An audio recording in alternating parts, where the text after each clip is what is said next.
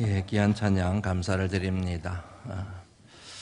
오늘 본문 말씀은 지난번에 우리가 살펴보았던 앞 내용, 예수님께서 높은 산에 오르시고 그곳에서 영광스러운 모습으로 변형되시고 난 뒤에 이어서 일어난 사건을 기록하고 있는 내용입니다.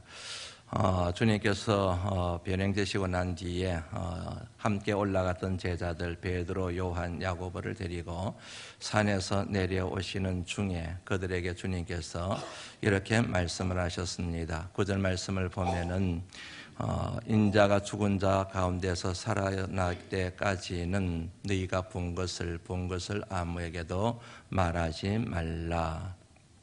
이 말씀에 보니까 경고라는 말이 나와요. 그냥 하신 말씀이 아니라, 지나가면서 하신 말씀이 아니라, 해도 되고 안 해도 되는 그런 선택의 문제가 아니라 절대로 해서는 안 된다라고 하는 준엄한 주님의 경고의 말씀이 바로 오늘 9절 말씀에 기록이 되어져 있습니다. 왜 주님이 그 같은 말씀을 하셨을까? 본 것을 전하고 선포하고 알리면 대단히 유익하지 않겠습니까? 그런데 주님이 엄히 경고하시며 본 것을 때가 될 때까지는 전하지 말라고 말씀을 하셨을까?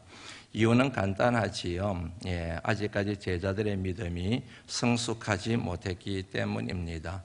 그들의 믿음이 설 익었기 때문입니다. 하나는 알고 둘은 모르는 믿음이었고, 하나는 믿고 있었지만은 믿어야 될 또 다른 하나는 여전히 받아들이지 않냐고 거부하고 있었기 때문입니다.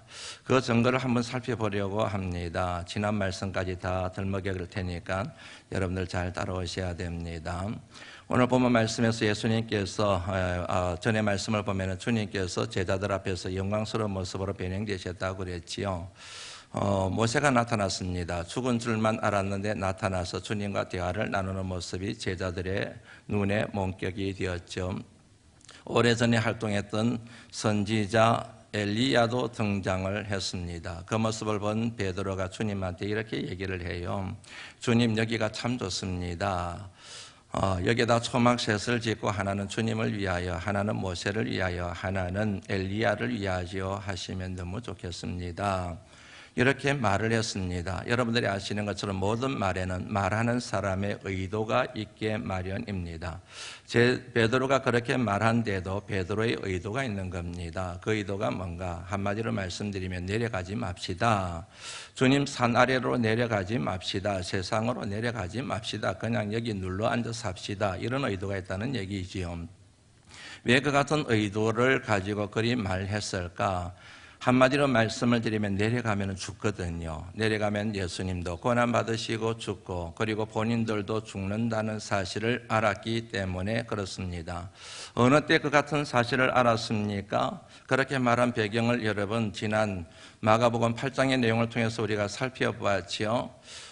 이 일이 있기 전 엿새 전에 예수님께서 제자들에게 물으셨어요. 엿새 전에.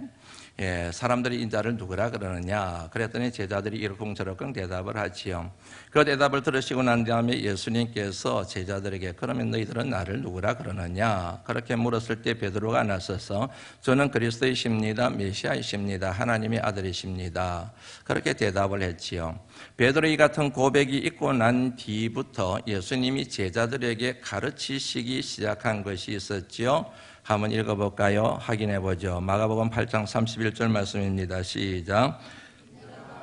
고난을 받고 장로들과 대제사장들과 서기관들에게 버림받아 죽임을 당하고 사흘 만에 살아나야 할 것을 비로소 그들에게 가르치시되, 이때부터 주님께서 전에는 가르치신 적이 없는 내용이에요. 주님이 고난을 받으시고 버림을 당하시고 그리고 고난을 받으시고 죽는다. 그러나 걱정할 것 없다. 사흘 만에 내가 살아날 거다. 다시 살아날 거다. 이런 가르침을 지금까지 제자들에게 한 번도 한 적이 없습니다. 그런데 베드로의 고백이 있고 난 뒤부터 이 가르침을 제자들에게 주시기 시작하셨다는 그런 내용이 나오지요. 그 말씀에 이어서 예수님이 제자들에게 이런 말씀도 하신 거 기억하실 겁니다. 아무든지 나를 따라오려거든 자기를 부인하고 자기 십자가를 지고 나를 따를 것이니라. 이 말씀의 의미가 뭔지 아시죠? 너희들도 죽어야 된단다. 너희들이 참 내 제자라고 한다면 나처럼 고난을 받고 너희들도 죽어야 된단다. 그렇게 말씀하신 게 여세전이라는 얘기지요. 엿새 후에 주님께서 영광스러운 모습으로 변형되셨지 않습니까? 그 사실을 기억하고 있던 베드로가 내려가기 싫은 거예요. 내려가면 죽는다니까. 주님이 죽는다고 말씀하셨잖아요. 나도 고난받고 죽을 거고 너희들도 고난받고 죽어야 된다. 그렇게 말씀하신 것을 기억하는 거예요. 그러니까 주님 내려가지 맙시다. 그냥 여기 눌러 앉아 삽시다. 이대로 그냥 살면 되지 않겠습니까? 그 같은 의도로 그리 말했다는 사실을 이 내용을 통해서 알 수가 있습니다.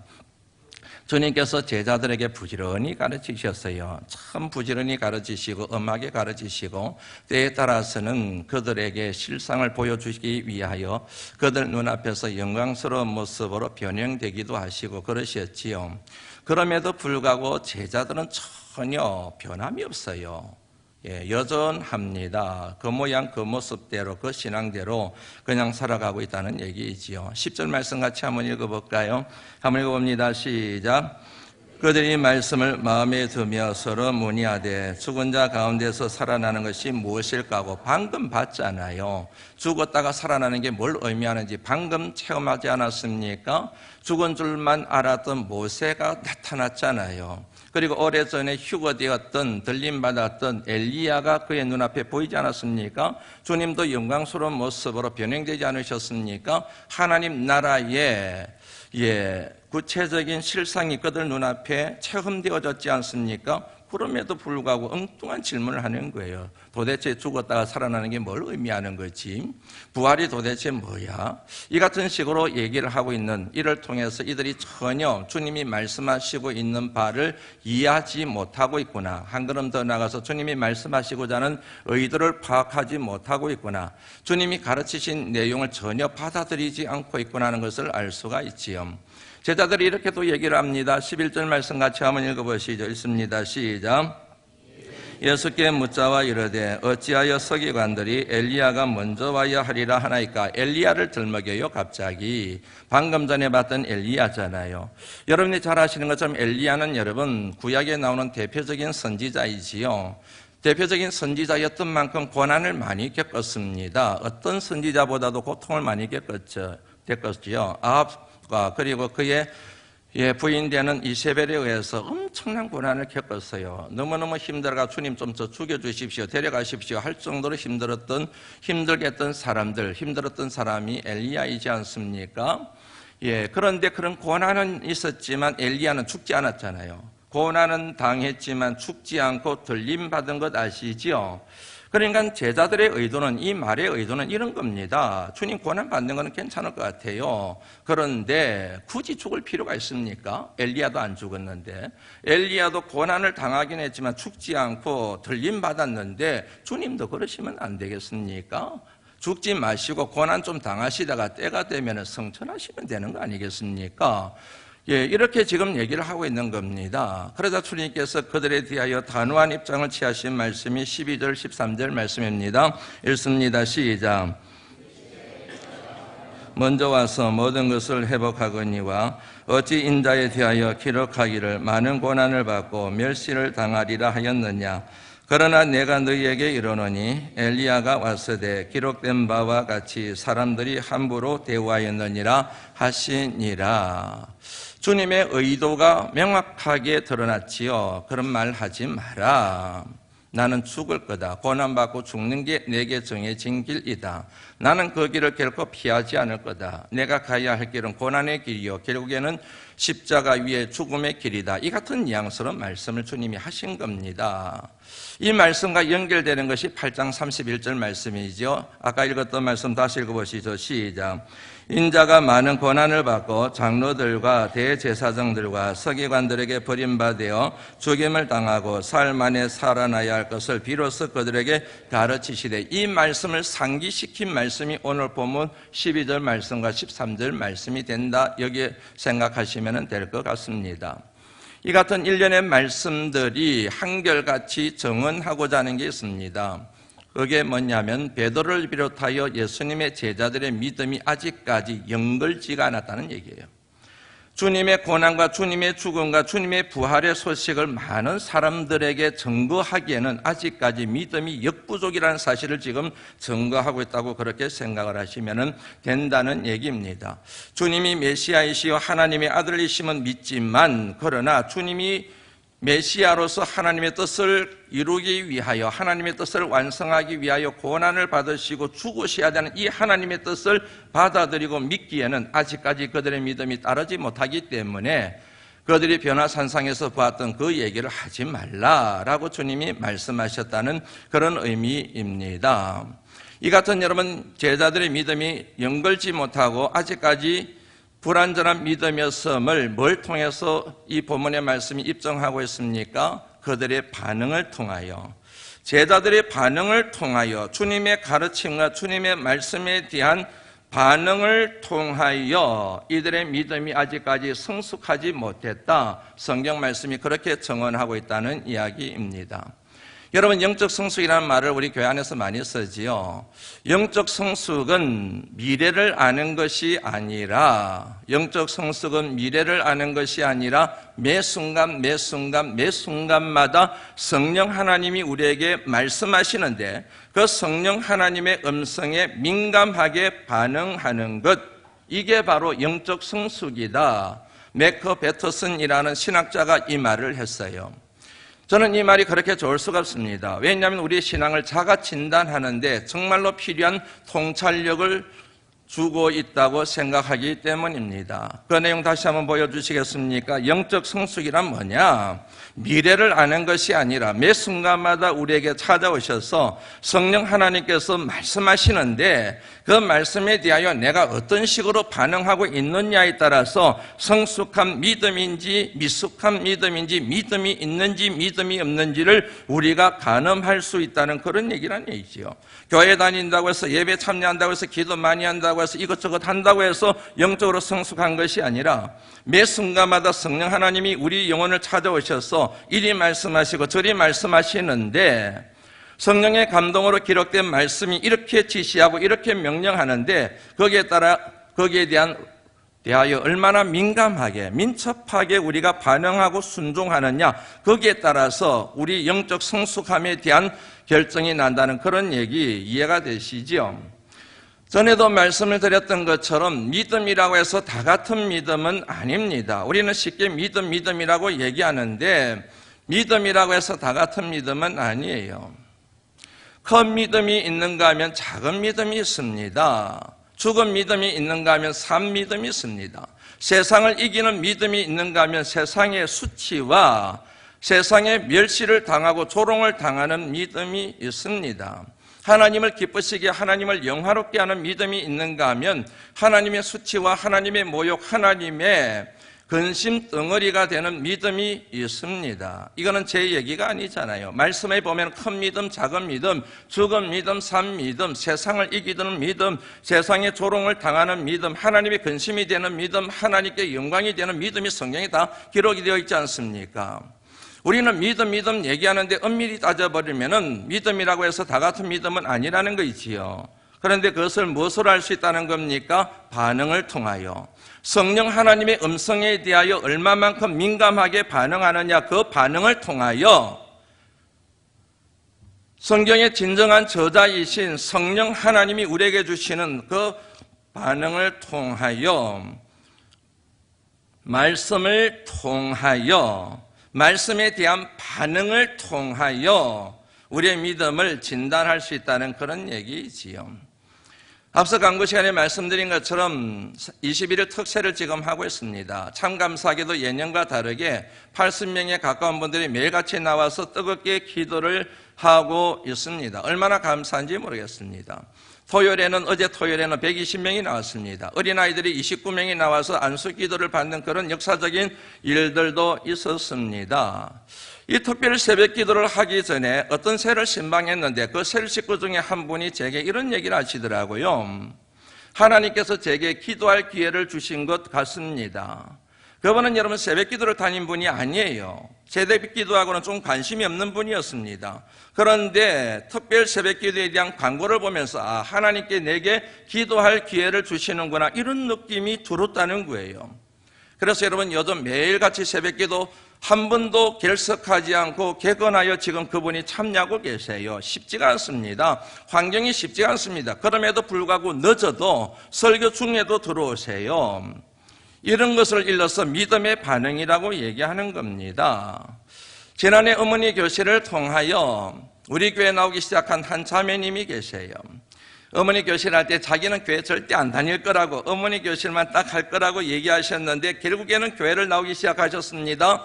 본인만 나오는 것이 아니고 남편도 데리고 교회 나오기 시작하셨어요. 자녀도 여러분 교회 데리고 나와서 유치부인가 거기에 맡기고 있습니다. 그런데 얼마 전에 어려움이 있었습니다. 그 얘기를 듣고 사실은 마음이 철렁했습니다. 방금 교회를 다니기 시작하고 신앙생활을 시작하는 그 과정에 그런 어려움이 생기게 되면은 믿음이 약간 흔들릴 수가 있거든요. 아니 교회 다니는데 좋은 일이 생겨야지 왜 이런 일이 생겨, 그럴 수가 있거든요. 마음이 철렁한 거예요. 그래서 열심히 기도했습니다. 그런 마음이 흔들리지 않도록. 얼마 전에 그 과정에서 셀 신방을 드렸습니다. 셀 식구들이 다 모여있는 자리에서 여러분 그분이 눈물을 뚝뚝뚝뚝 흘리면서 하는 말이 뭔지 아세요? 하나님을 믿게 돼서 너무 감사하다는 거예요. 이렇게 어려운 일을 만나서 하나님을 의지할 수 있어서 너무너무 감사하다는 거예요.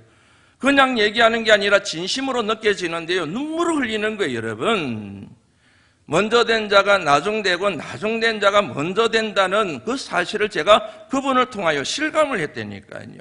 그게 여러분 믿음의 반응이라고 얘기하는 겁니다. 살아있는 믿음의 반응이 그렇게 된다는 얘기지요.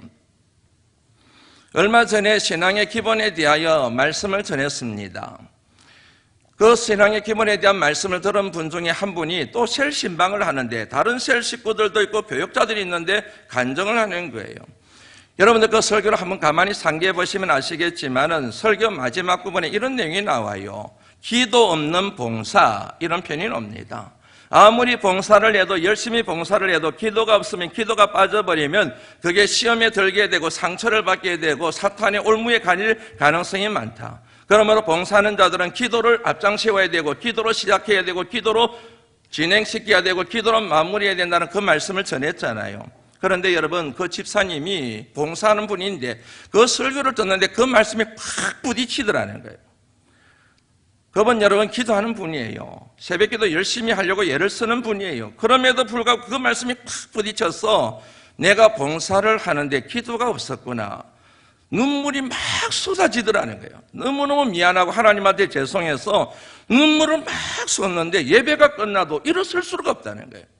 더 놀라운 게 뭐냐면 그 이후로 성전만 들어오면 눈물이 자꾸 난대요.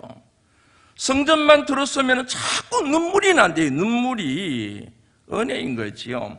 그래서 제가 얘기했죠. 집사님 큰 은혜 받으셨네요. 예, 그런 얘기를 제가 그분에게 해드렸습니다. 어떤 분이 함께 믿음의 식구들이 모인 자리에서 뭔가 맛있는 거를 사가지고 이렇게 섬겼습니다. 드렸습니다. 그것을 본 분들이 그런 생각을 하지요. 야, 정말로 나는 왜 저런 생각을 못했을까? 나도 왜 섬길 생각을 못했을까? 저분 참 잘하신다. 나도 저처럼 섬기는 사람이 되어야지. 저런 섬김의 종이 우리 교회 안에서 저 너무너무 좋다. 너무너무 감사하다. 나도 저분의 믿음의 롤 모델을 삼아서 신앙생활을 해야지. 이렇게 마음을 먹는다고 한다면, 그렇게 반응을 보인다고 한다면 우리가 뭐라고 얘기하겠습니까? 정말 여러분 믿음의 반응이요, 신앙의 반응이요, 하나님이 기뻐하시는 반응이요, 그런 믿음을 가진 사람을 일러서 산 믿음을 가졌다, 하나님의 영광이 되는 믿음의 사람이라 그렇게 얘기할 수가 있지 않겠습니까? 반응을 통하여, 열매를 통하여 나무를 알듯이 반응을 통하여 그분의 영적 성숙함과 미숙함을 알 수가 있다는 얘기예요. 그런데 여러분들이 아시는 것처럼, 예측하시는 것처럼 그렇다고 해서 모든 사람들이 다 그렇게 반응하는 건 아니에요. 동일한 말씀을 듣고도 반응이 틀려요. 동일한 행사에 대한 안내를 듣고도 반응이 틀려요. 이렇게 반응하는 분들이 있는가 하면 어떤 분들은 불편해요. 못된 반응을 보여요. 잘못된 반응을 보여요. 심지어는 악한 반응을 보여요. 불신앙의 반응을 보여요. 저분 인기 얻으려고 그래. 저분 점수 따려고 그래. 그럴 수 있지 않겠습니까? 이런 얘기하는 데는 여러분 그냥 하는 얘기가 아니라 다 있기 때문에 그렇게 얘기하는 거예요, 여러분. 특별 새벽기도 또 귀찮게 됐네. 죄책감에 시달리게 됐네. 왜 또 특별 새벽기도 하지? 어떡하나. 그런 반응이 있을 수가 있지요. 봉사하는 것마도 대단하게 생각해야지 봉사하는 것도 힘든데 기도해라 정말 스트레스 받는다. 내년에 봉사하지 말아야지. 그런 반응도 얼마든지 예측할 수 있는 반응이죠. 여러분 이 같은 반응이 잘못됐다고 얘기를 할 수는 없어요. 다시 말씀드리면 이 같은 반응이 자연스러운 반응일 수 있다는 얘기죠. 왜냐하면 우리는 하나님의 뜻에 대하여 언제나 저항하고자 하는 원죄의 속성이 있기 때문에 그 같은 반응이 나올 수가 있습니다. 안타까운 것은 뭐냐면 그 같은 반응이 내 영혼을 파괴한다는 거예요. 이 같은 반응이 나뿐만 아니고 내 주변에 있는 공동체를 무너뜨리는 반응이 된다는, 살리는 반응이 아니고 죽이는 반응이 될 수 있다. 나를 죽일 뿐만 아니라 내 가정과 내 속한 믿음의 공동체인 교회 공동체까지 파괴하고 무너뜨릴 수 있는 부정적인 반응이라고 하는 사실은 누구나 예측할 수 있는 부분입니다. 왜 이 같은 반응이 나올까요? 우리가 다 직분을 가지고 있는 사람들인데, 우리가 다 예수님을 믿는다고 하는 사람들인데, 나는 다 은혜를 받았고 나는 죽으면 천국 간다는 이 같은 믿음을 가지고 있는 사람들인데, 왜 우리가 믿음의 반응을 보이지 못하고 불신앙의 반응을 우리가 자꾸만 보일까요? 그 이유가 도대체 뭘까요? 어떤 목사님이 이런 얘기를 하셨습니다. 제가 잘 아는 목사님인데요. 듣는 귀는 마음에서 온다. 실천하고자 하는 마음이 있을 때 그때부터 말씀이 들린다. 결국 말씀은 귀가 아니라 마음으로 듣는 것이다. 이 말의 의미가 이런 겁니다. 내 마음속에 어떤 말씀이 선포되든지 주님 말씀하십시오. 제가 실천하겠습니다. 순종하겠습니다. 이 마음을 갖고 말씀 앞에 서게 되면은 말씀이 귀로 들리는 게 아니고 심령으로, 영혼으로, 마음으로 들린다는 얘기예요. 그런데 말씀에 대하여 어떤 기대도 없습니다. 사모하는 마음도 없습니다. 순종하고 싶은 마음도 하나도 없습니다. 그러면 여러분 말씀을 듣는 순간 귀에서부터 거슬리기 시작해요. 귀에서부터 불편해지기 시작해요.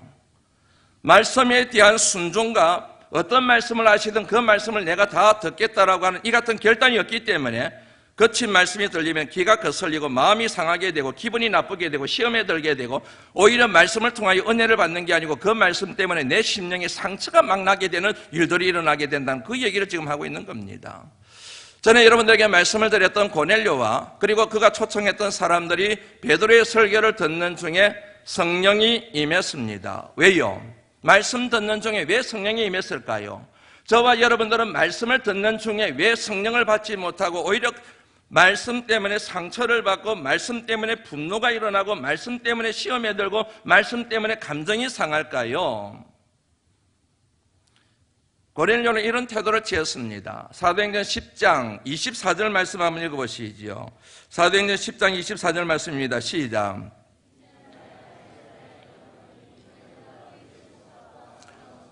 기다렸습니다. 사모하는 마음으로 기다렸습니다. 25절 말씀입니다. 시작. 절을 했습니다. 말씀 앞에, 사람 앞에가 아니라 말씀 앞에 몸의 자세와 마음의 자세를 낮추었습니다. 그 다음에 더 악권이 있습니다. 33절 말씀입니다. 읽습니다. 시작. 오셨으니 잘하였나이다. 이제 우리는 주께서 당신에게 명하신 모든 것을 듣고자 하여 다 하나님 앞에 있나이다. 베드로 선생님 잘 오셨습니다. 정말 잘 오셨습니다. 고맙습니다. 우리는 하나님께서 당신에게 명하신 말씀을 듣기 위하여 이 자리에 있습니다. 하나님이 당신을 우리에게 파송할 때에 우리에게 전하라고 주신 말씀이 있을 겁니다.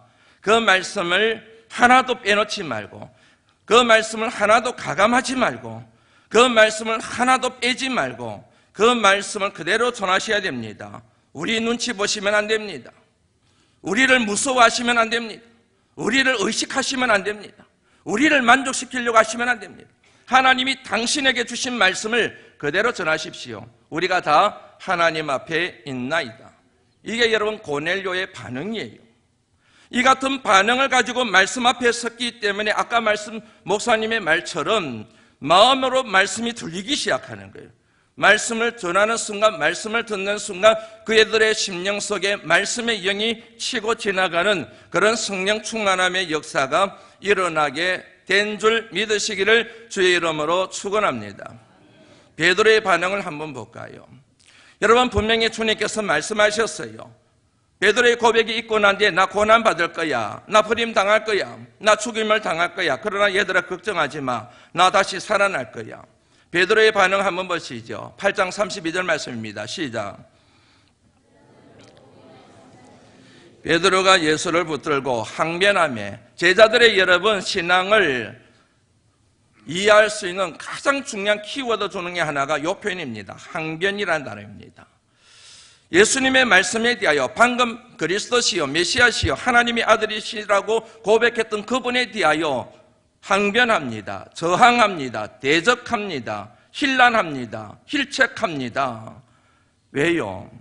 주님의 분석은 이렇습니다. 33절 말씀입니다. 같이 읽습니다. 시작.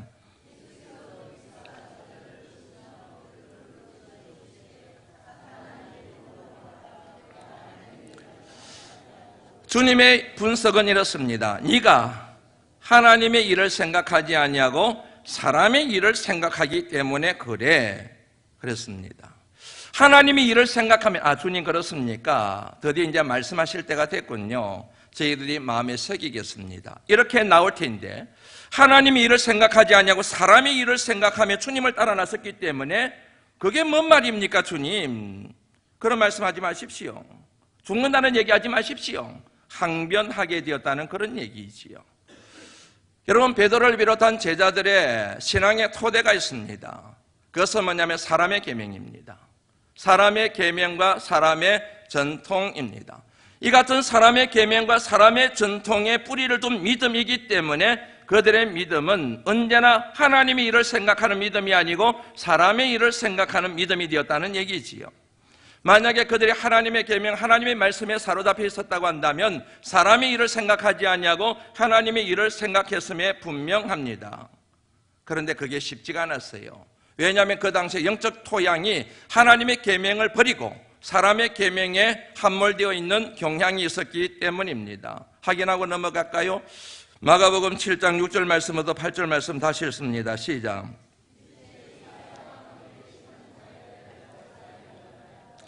기록하였으되 이 백성이 입술로는 나를 공경하되 마음은 내게서 멀도다. 사람의 계명으로 교훈을 삼아 가르치니 나를 헛되이 경배하는도다 하였느니라.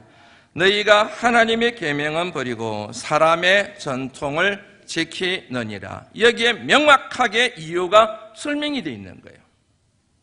다시 말씀드립니다. 믿음이라고 해서 다 같은 믿음이 아닙니다. 사람의 계명과 사람의 전통의 뿌리를 내린 신념이라는 게 있습니다. 그거를 영어로 빌리프라고 얘기를 합니다. 이 신앙의 형태와 다르게 하나님의 계명, 하나님 말씀의 뿌리를 내린 신앙이 있습니다. 그거를 영어로 faith라고 얘기를 합니다.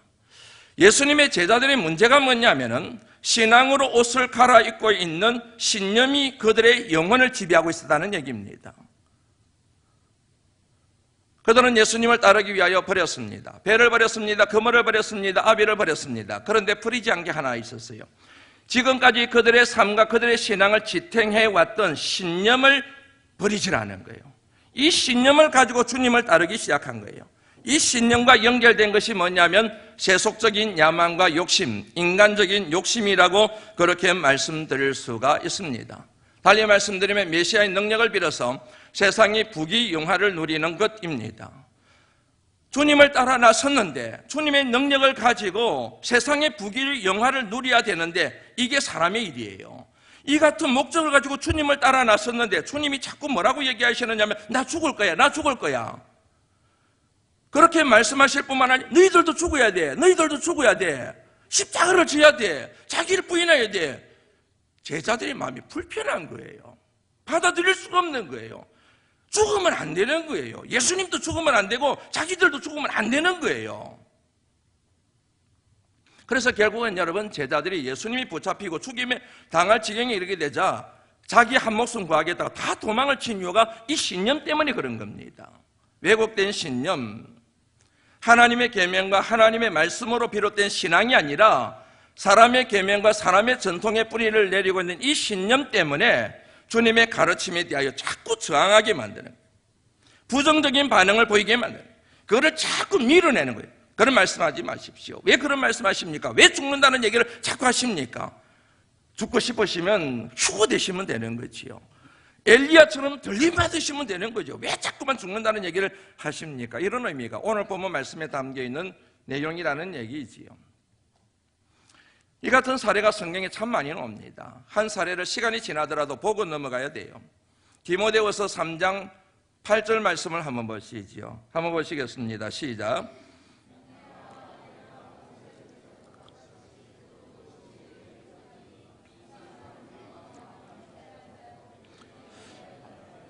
예, 여기에 보면은 여러분 진리를 대적한 사람들에 대한 얘기가 나옵니다. 말세를 당하여 많은 믿음의 사람이라고 하는 사람들이 진리를 대적해요.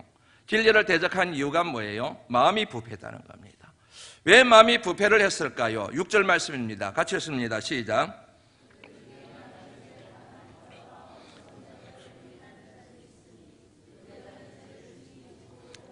맞습니다. 욕심에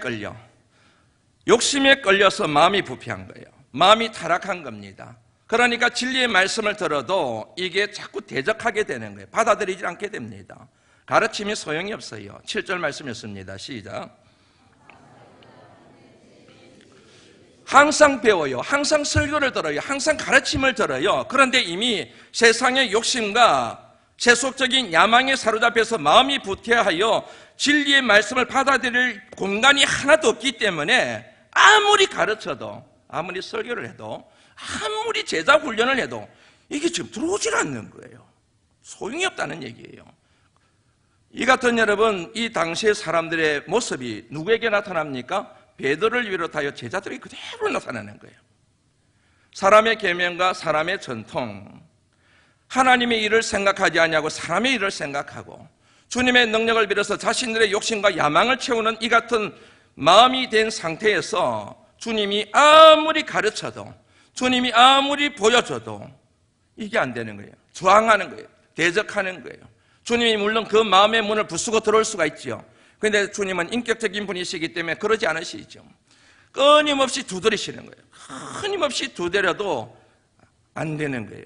주님이 말씀하시는 진리를 계속해서 거부하고 저항하고 대적하고 이러는 제자들의 실상이 오늘 이 디모데후서 말세를 당한 하나님의 사람들이라고 하는 사람들에게 나타나는 부정적인 사례가 바로 제자들에게 그대로 있다는 얘기지요. 이런 사람들을 일러서 뭐라고 얘기하는지 아세요? 5절 말씀 같이 한번 읽어볼까요? 디모데후서 3장 5절 말씀 읽습니다. 시작.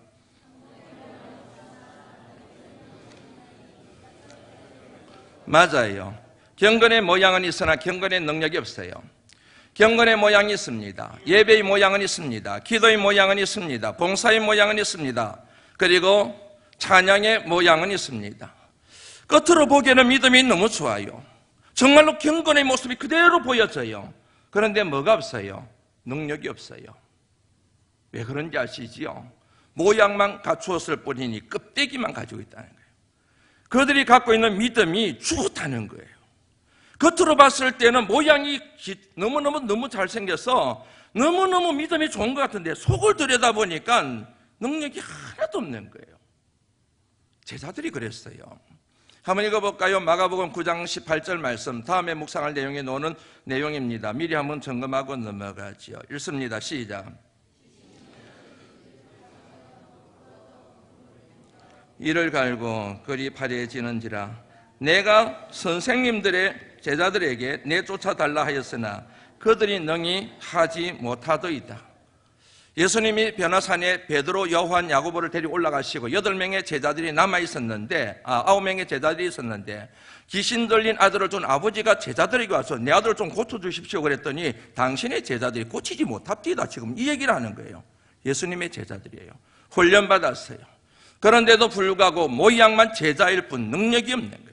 경건의 모양은 있으나 경건의 능력을 그들에게 찾을 수 없는 이 같은 제자들이었기 때문에 주님이 말하지 마. 아직까지 때가 아니야. 이 같은 능력을 갖출 때까지 입을 다물고 있어. 라고 그렇게 말씀을 하실 수밖에 없었던 이유를 오늘 이 말씀을 통하여 확인할 수가 있습니다. 여러분들에게 묻습니다. 여러분들은 어떤 반응을 보이시는지요? 기록된 말씀에 대하여, 선포된 말씀에 대하여, 교회 안에서 이루어지는 거룩한 하나님의 옳은 일들에 대하여 여러분들은 어떤 반응을 보이시는지요? 어떤 반응을 보이시든지 그에 상관없이 여러분들의 반응이 여러분들의 영적 수준을 의미한다는 사실을 생각하시면 정확합니다. 하나님께서 우리에게 말씀을 주시고 그 말씀을 통하여 믿음의 사람들이 이래야 된다 저래야 된다는 것에 대하여 주신 그것에 대한 반응이 내 신앙의 실상이요 내 신앙의 진짜 모습이라고 생각하시면 됩니다. 목사냐 아니냐, 직분이 있느냐 없느냐, 수십 년 예수를 믿었느냐 믿었지 않느냐, 그거는 상관이 없어요. 말씀에 대한 반응, 성령 하나님의 음성에 대한 내 반응을 보면 내 믿음의 모습이 이 단계인지 이만큼 성숙한지를 알 수가 있다는 그런 얘기를 여러분들에게 드리는 것입니다. 이제 말씀을 마무리하려고 합니다. 오늘은 종교개혁 501주년이 되는 날입니다. 마틴 루터에 의해서 종교개혁이 시작이 되었습니다. 마틴 루터의 심장에 불을 지핀 말씀은 로마서 1장 17절 말씀, 복음에는 하나님의 의가 나타나서 믿음으로 믿음에 이르게 하나니 오직 의인은 믿음으로 말미암아 살리라. 이 말씀을 가지고 오직 믿음으로 라고 하는 기치를 내걸고 종교개혁을 단행했습니다. 이 같은 믿음의 뿌리가 뭔지 아시죠? 그런즉 믿음은 들음에서 나며 들음은 그리스도의 말씀으로 말미암았느니라. 그래서 오직 말씀이란 또 다른 기치가 나오게 된 것입니다. 왜 이 같은 두 가지 기치를 가장 중요한 기둥으로 삼고 종교개혁을 했는지 아시지요? 그 당시 중세와 중세교회가 중세교인들이 타락할 대로 타락하고 부패할 대로 부패했기 때문입니다. 중세교회와 중세사회와 중세그리스도인들을 부패케 만든 결정적인 요인이 뭔지 아시죠? 사람의 계명, 사람의 전통, 교황의 교서, 교황의 칙서, 하나님의 말씀의 권위를 다 버려버리고 사람의 입에서 나오는 그 전통과 그 칙서가 성경의 자리를 대신 차고 차지하면서 그 같은 부패와 타락이 일어나게 되었다는 얘기입니다. 오늘 저와 여러분들이 살아가고 있는 시대도 마찬가지입니다. 왜 교회가 거룩성을 잃어버렸습니까? 왜 믿음의 사람들은 넘쳐나는데 진정한 신앙의 사람을 찾아보기가 힘들어졌습니까? 신앙을 포장한 신념으로 뭉쳐서 자기는 예수 잘 믿는 것처럼 이렇게 확신에 차 있는 거짓된 그리스도인들을 양산하는 이런 일이 생겨버렸습니까? 하나님의 말씀을 잃어버리고 하나님의 계명이 실종이 되어버리고 사람의 계명과 나는 이렇게 신앙생활하면 됐어, 나 이 정도 믿으면 됐어, 이 정도 봉사하면 됐어, 나보고 덜 뭘 요구하나, 이게 아니라 정말로 하나님 앞에 온전히 말씀에 100% 순종하기 위하여 끊임없이 도전하는 이 같은 신앙이 아니라 자신이 정해놓은 틀 안에서 자신의 신념에 따라서 신앙생활하고 있는 이 같은 거짓된 영성이 오늘 한국교회를 이처럼 부패하게 만들고 타락하게 만든 결정적인 요인이라는 게 제 개인적인 생각입니다. 사람의 계명을 버려야 되는데, 사람의 전통을 버려야 되는데, 하나님의 계명을 회복해야 되는데, 말씀만이 우리 신앙의 유일한 토대가 되어야 되는데 그렇지 않다는 얘기죠. 종교개혁에 영향을 끼친 결정적인 요인들이 있습니다. 그 중에 하나가 르네상스 인문주의 운동입니다. 르네상스 인문주의 운동의 모토가 있습니다. 아드 폰테스, 근원에로 돌아가자. 마틴 루터를 비롯하여 종교개혁자들이 이 뭐냐면 구호를 들으면서 우리가 돌아가야 될 근원이 뭔가? 말씀이다. 오직 말씀으로 돌아가자. 사랑하는 성도 여러분, 말씀을 회복하실 수 있기를 주의 이름으로 축원합니다. 여러분들 진짜 예수 믿는 사람들 맞습니까?